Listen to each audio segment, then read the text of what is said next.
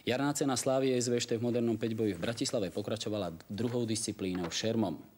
Najviac víťazstiev 24 si na planšoch vybojoval domáci Bránik, za ktoré získal 1156 bodov. Po dvoch disciplínach vedie Lochman z Lokomotívy Praha pred Bránikom a ďalším bratislavčanom Boledovičom.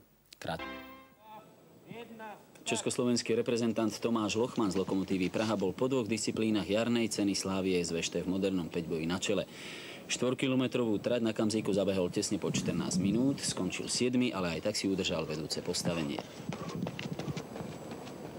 Najrýchlejší čas na náročnej trati dosiahol Branislav Ohrablo zo Slávie SVŠT Bratislava a po troch disciplínach sa posunul na 4. miesto.